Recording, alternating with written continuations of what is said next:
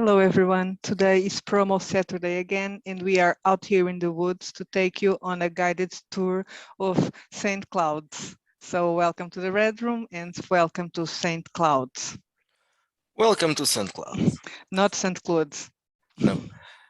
This is probably my first and my from those already published, the first setting I wrote, and also my favorite. What is this? Okay, it's a ripoff, perhaps an homage to Twin Peaks, but not only that. Welcome to St. Cloud mixes several inspirations, as you can see by the cover, which is behind us, and the font used, Twin Peaks, is probably, or The very likely, one. yeah, the most important one, but not only. There are some other inspirations here. For example, David Lynch overall, right? Yeah, other works by Lynch, and John Carpenter's The Fog is also very present here, as I will explain later. And Carnivàle, a cult TV show, who was not very successful, but which was also probably inspired by with Twin Peaks. Yeah, I think it was, right? The guy was a Twin Peaks fan. Yeah. Okay, so this is as the Giallos, a setting which has statistics for actual fucking monsters, but which can easily be played with any other modern horror game because it's very loose. There is no real structure here. It's also a sandbox, so it's easy. This one is probably even more of a sandbox because it's this is a real sandbox. Yeah, the whole town is a sandbox. There's a town. There are several characters. Some of those are more geared towards be played by the players. Some of those are less important, and some of those are also have too many secrets. But everybody in the town has secrets. Yeah, I was gonna say that all of those characters that are NPC, someone could play them if they want to, but probably some of them have too many dark secrets, right? So it would be a little bit tricky just because of that. Even though some of those dark secrets don't have to come in play, you can choose them. There are so many secrets and so many quirks and things related to these characters that if you put everything in play, it will probably be very weird. So this setting is to play a surrealist soap opera, right? Yeah. You're probably gonna talk about that in deep in another video.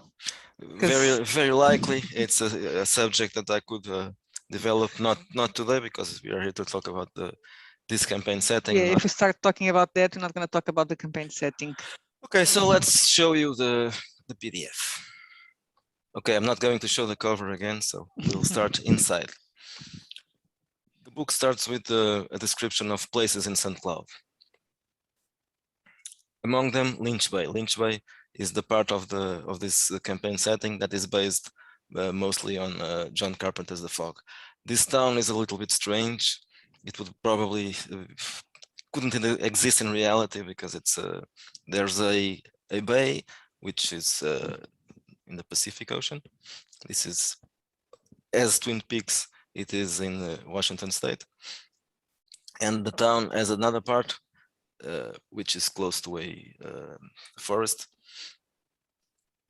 and in that part it is most people work in the wood business, as the same thing as Twin Peaks, obviously. Yes.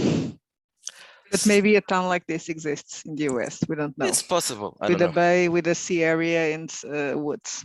Yeah, in this area, it is possible that that I don't know if this town was fit to exist, but it could. Okay, so Lynch Bay is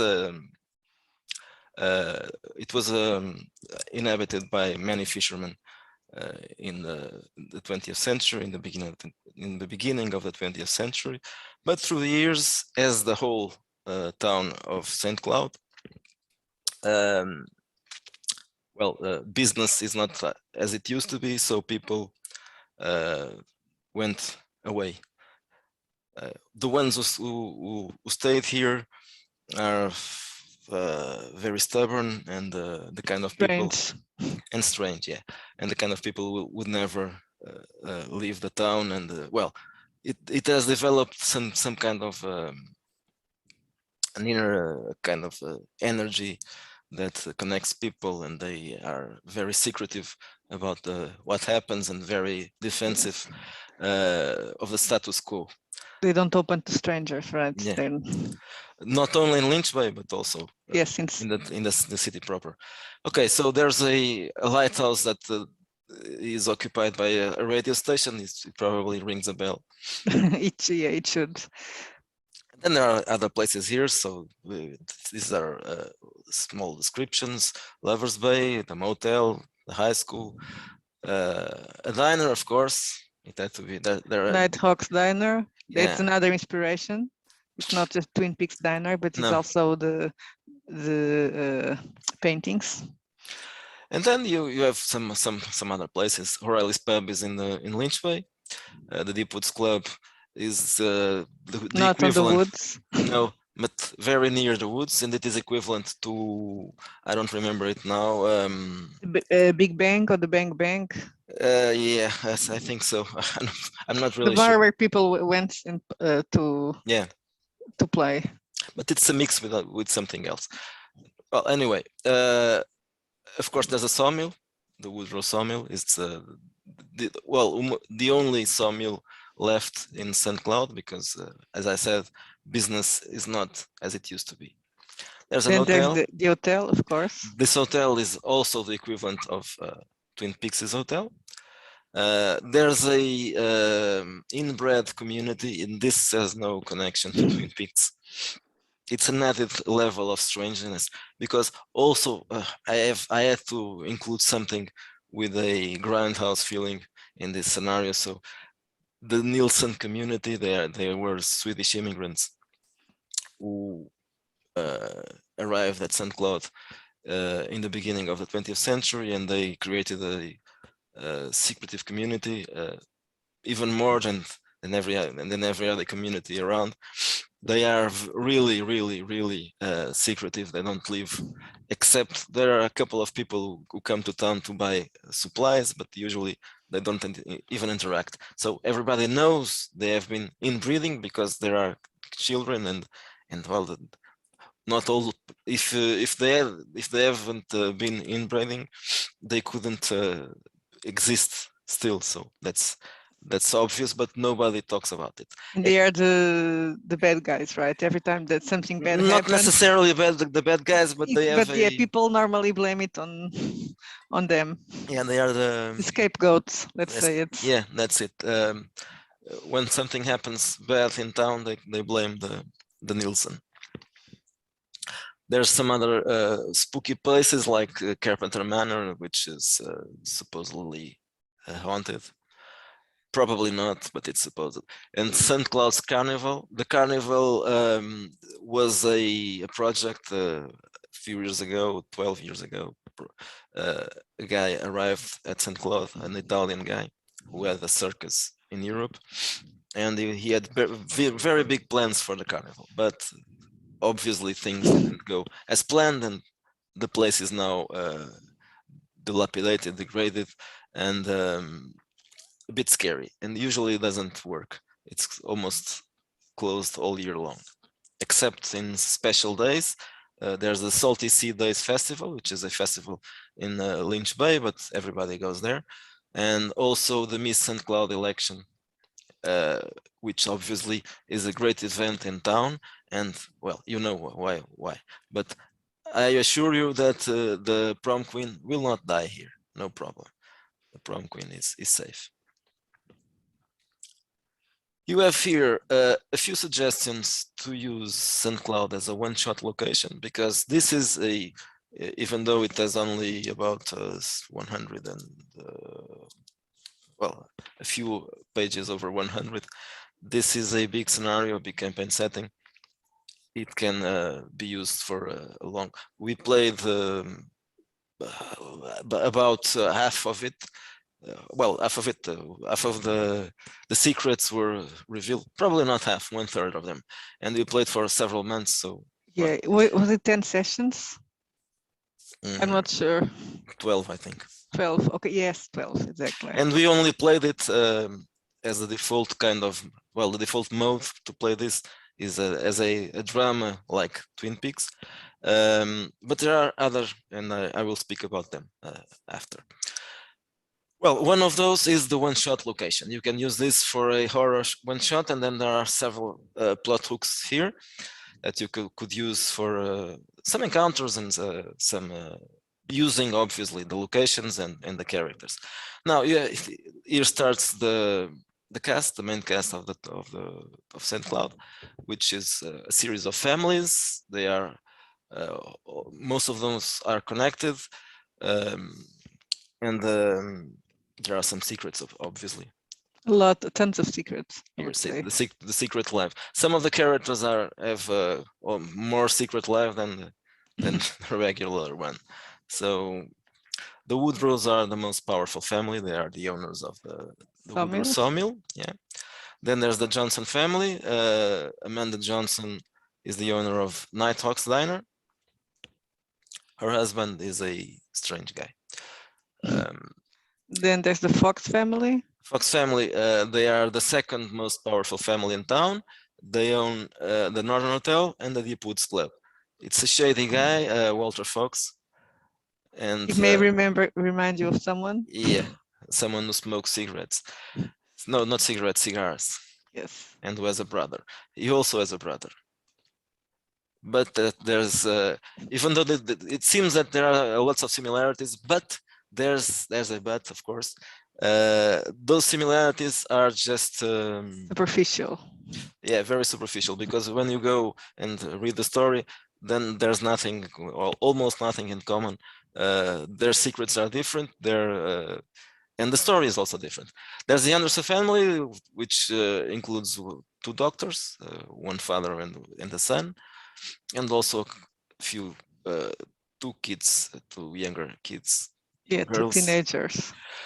Lucy Anderson is a very young teenager, she's 13, I think, and she's the most likely character to die in St. Cloud because she is St. Cloud's Laura Palmer. But not really Laura Palmer. No, she's only 13. Not Laura Palmer. Her father that killed her. Yeah. And there is no Bob. Even though the father obviously can be a suspect. Yes. But no, not really. You won't be guilty. But yeah, and there's no Bob, and she has no secret life. Unlike most people, she has no secret life. Yeah, she's really she wasn't taking drugs or doing sex or anything. Everybody else was, but not her. Yeah. And that's the way to distinguish things. Okay, this Laura Palmer has nothing to do with the other one. Then there's the Haley family. They own the department store, and one of those is a Hellraiser. And well, several other families. We shouldn't go into that because yes, that's too much. It would take a lot of time because there are many families. It's a whole town, exactly. Well, not quite a whole town, but there are several, about 10, 12 families, and then there's the characters from Lynch Bay. Yes, and then there's the kind of outsiders, right? The characters that are really not. I was going to address this one now because they are part of another mode to play this. So the default mode is to play this as a kind of Twin Peaks town where there's a mystery, obviously, which unravels a lot of other mysteries, because this is a Pandora's box of mysteries here. So when something strange, this is a tragedy, and that's why I chose the same way to start it.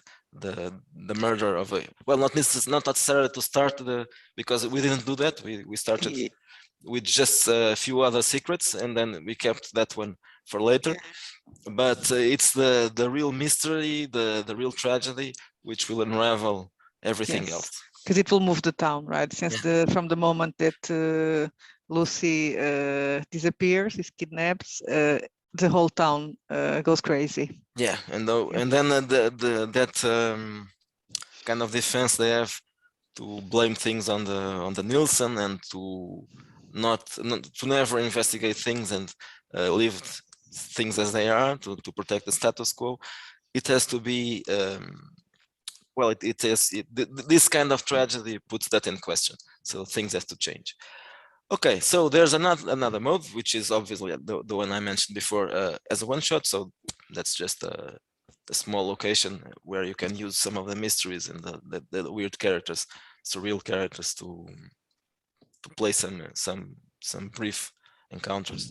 And then there's the playing this as a hunters, and this is Actual fucking monsters. Actual fucking monsters. If you don't know what's actual fucking monsters, you'll probably won't understand what this means. But the Actual Fucking Monsters is a game about playing monsters, of course, but you also can play hunters who hunt the monsters. There's a chance here to play a group of investigators. I call them Miskatonic University investigators. And they arrive to investigate the town and the secrets of this town, because some of those, there was a few news that got out of town and people knew about them. It's very rare to SoundCloud to be on the news, but it sometimes happens. So there are 3 characters only for this mode, but you can obviously include some others. And then there's the final mode to play SoundCloud, which is using the Cirque Diabolique troupe. So this uses, well, it's not quite Carnivàle, obviously, but takes some cues from there. There's a story which I can't tell right now, just a few details. There's a reason why they are in town, right? So you can say that they came to meet the owner of the carnival. A guy called Stefano Allegretto, who, as I said before, he evaded Europe years ago. He had some obviously dark secrets also. And he came to St. Cloud and he decided to open that carnival. He was a ringleader in another circus. And there's a kind of good, evil, good. We never know who is the evil and which is the good one, as in Carnivàle. So Alessandro is one of those, and the other is another one. I can't tell you who he is, but he's also in town, and he was also part of the same circus. Okay, so then there's a few other characters who were members of that circus troupe, and they stayed in contact with Stefano Allegretto, and he has been biding his time to take his revenge on the circus ringleader, which is the other guy whose identity I shall not reveal. You'll have to buy the book, or maybe you can read it there. I don't know. Okay, so there's a few. There's a clown, Il Piccolo Diavolo. There's a strongman who is a Rasputin. There's Rashid, the sword swallower, and Madame Margot, the fortune teller. They are kind of monsters, not really monsters, but they have monster powers. So if you want to play as kind of monster, not quite a monster, obvious monster, because they don't have physical defects or something like that. So so well, you can but still they are peculiar. Yeah, they have some supernatural powers. So if you want to play it that way, it is also possible, and it could also use most of the town secrets, because if you try to go for this angle, there will be a connection to the other story, and you could even play the other story, the story in the town, with outsider characters, and still it would work. So it is another option for playing. And then if you want to play the default campaign, you can do it 2 ways. You can use it as a perfect sandbox without any plot hooks. You can just come up with your own stories using just the characters, or not even the characters, just concepts or ideas. Or if you want to add a little bit more of Twin Peaks flavor. There's the Not Wrapped in Plastic plot hook, which is not quite a plot hook. It's a very large plot hook, a mix of several story seeds, which can happen or not happen. Some of those can. This is the one that starts with the murder of Lucy Anderson. This one was basically this was based on the first time you played this, yeah, the game, right? This was the things that happened. So it's like a lived campaign. Is a thoroughly tested plot hook. That's what we played, and of course it doesn't include a lot of the events that were related to things the characters did. It's mostly things that started outside of the group. But there are some mentions to some characters who were player characters.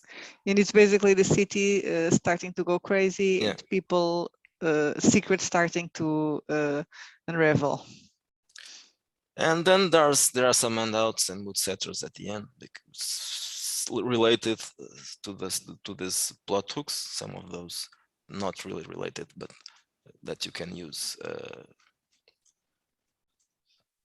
This is something. Well, I used a lot of the radio, because as in the fog, I think it's interesting to use.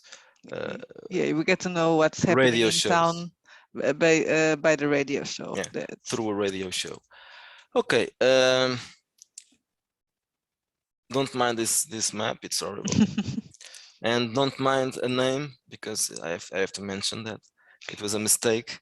The sheriff's oh yes, the sheriff's secretary. The sheriff's secretary shouldn't be called Lucy Moran, because that's the real name of the Twin Peaks sheriff's secretary. She should be called Lucille Moran.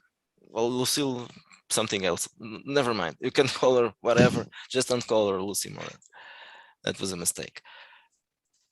Let's stop sharing this now. So I gave you an overview of this. You can look for something else on our blog. Probably I wrote something about surreal soap operas. I'll probably do a video, but there's an article about that. It probably contains some other ideas for that. And I think you have also a summary of what happened the second time we played it. This time around. Yes, it was different because we had different characters. For a game master, it could be used for reference. There's a kind of report about the old camp. Well, no, it wasn't a real campaign ending, because it was put on hold. We may come back there, but I hope we will come back, because the circus was about to come to town. Yes, we left that part open, and others. There are a lot of plot hooks that we didn't address, but the most important, obviously, were put into play. Some of those weren't solved anyway. So that's all for now?